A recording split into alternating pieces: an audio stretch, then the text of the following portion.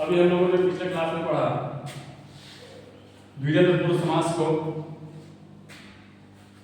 इस क्लास में हम लोग पढ़ेंगे तृतीय तत्पुरुष समास को।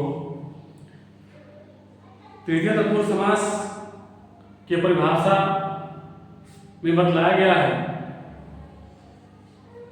कि जिस सामासिक समस्त पद के पूर्व पद में तृतीय विभक्ति रहे उसे तृतीय तत्पुरुष समास कहते हैं।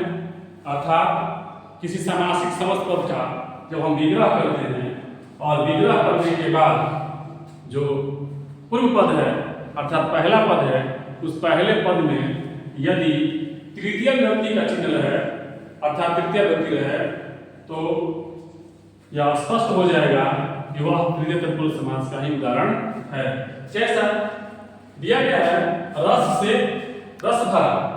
रस भरा जो शब्द है इसका जब हम विग्रह कर रहे हैं तो हो रहा है रस से भरा, यानी रस के द्वारा। अर्थात क्या है? रस के द्वारा। ठीक है, कैसे भरा हुआ है? रस के द्वारा है अर्थात रस से भरा हुआ है। द्वारा भी होता है और से भी होता है। ठीक है, उस प्रकार से रोग पीड़ित है, रोग से पीड़ित है। किसके द्वारा पीड़ित है? वो रोग के द्वारा पीड़ित है। फिर देख रहे हैं रोग ग्रस्त अर्थात रोग से ग्रस्त। देह चोर, देह से चोर है। कैसे चोर है? वो देह से चोर है। अर्थात इसमें तृतीय विभक्ति अगर इसी का संस्कृत नाम का अनुवाद करते हैं तो हो जाएगा देहेन चौरः। देहेन चौरः। हालांकि हम लोग हिंदी पढ़ रहे हैं इसमें इसको नहीं करना चाहिए, लेकिन अगर इसका अनुवाद करते हैं तो देहेन चौरः होगा अर्थात इसमें तृतीय विभक्ति है।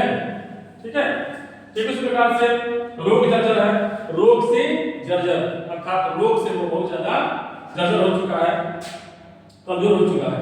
अंधकार युक्त, अंधकार से युक्त। ठीक उस प्रकार से धर्मांध अर्थात धर्म से वो अंधा है। अर्थात धर्म में क्या है? वो अंधा हो गया है। धर्म के कारण से वो अंधा हो गया, धर्म में ही एकदम लग रहा है, कर्म को बिल्कुल भूल गया है। इसलिए उस व्यक्ति को धर्मांध कहा गया। फिर सुख युक्त अर्थात वो सुख में ही लगा रहता है, बाकी किसी से मतलब नहीं है। वो सुख में एकदम लगा रहता है। ये सुख से क्या है? वो युक्त है। श्रमजीवी वैसा व्यक्ति जो श्रम करके जीवन यापन करता है उसे बोलते हैं श्रमजीवी। अर्थात उसका जीवन कैसे चलता है? श्रम के द्वारा, परिश्रम के द्वारा उसका जीवन चल रहा है। तो श्रम से जीने वाला। कामचोर वैसा व्यक्ति जो काम करने से देह चुराता है उसको बोलते हैं कामचोर। अर्थात वो काम से चोर है। देह चोर अर्थात देह से चोर अर्थात कोई काम करना होता है तो उसमें अपना देह चुरा लेता है। पादप यानी पैर से छीने वाला। आचार निपुण यानी आचरण से निपुण। इस प्रकार से वैसे उदाहरण बहुत ज्यादा है, लेकिन हमें जहां तक लग रहा है कि इतने उदाहरण से समझ में आ गया।